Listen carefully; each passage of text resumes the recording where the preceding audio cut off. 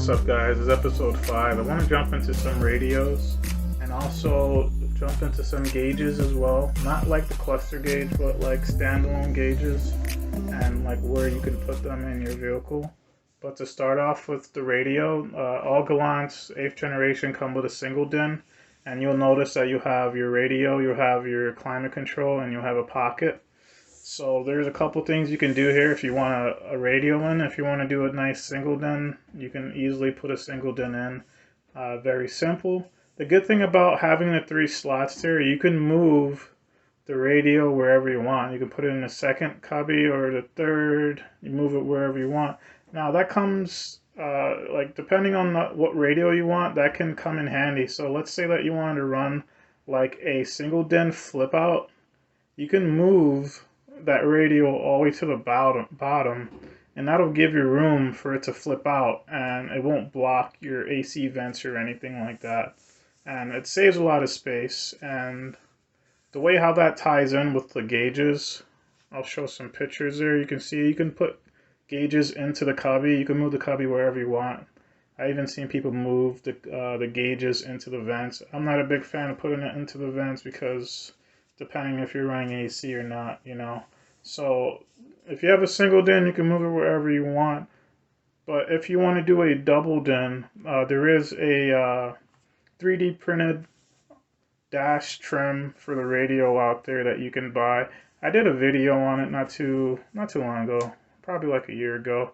I'll put a link in the description there so you can see the quality. It's 3D printed. It's decent. It costs about 75, 80 bucks. I can't 100% recall, but I think it's well worth it. It makes your dash look a little bit more modern with a double DIN in there.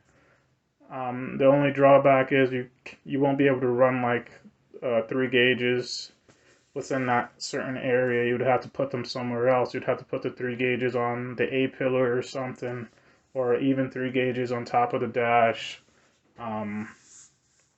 So yeah, you can do that, and it looks pretty good. And while we're talking about radios, why not talk about the rest of the sound system and what you can do also. If you see a GTZ Gallant at the junkyard, you could run the tweeter pods that are in the corners of the A-pillar where the mirror is at. You can run the GTZ pods on there. I've done it before. If you can find them, they're usually pretty fragile, so you gotta take your time popping them with a tiny screwdriver to remove them. But that's a nice convenient spot to put your tweeter, a nice factory location.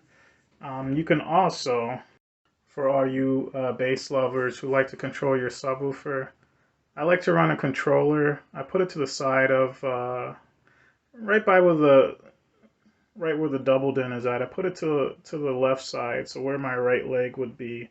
I put the controller down there. You don't need a amp that has a controller. You can get like an RCA controller. It plugs into your RC. It splits off your RC that runs to your amp, and you can control it that way. I do it on what cars? I do it on one of my other cars there. But it looks nice, it looks clean, and you can control your bass, which is awesome. No one likes, certain songs are just balanced certain ways where you gotta turn the bass up or turn it down. It makes it very convenient. So that's it for today. I'll post more things in the description about the speaker size, so that'll help you guys out as well. So hopefully you guys have a good day.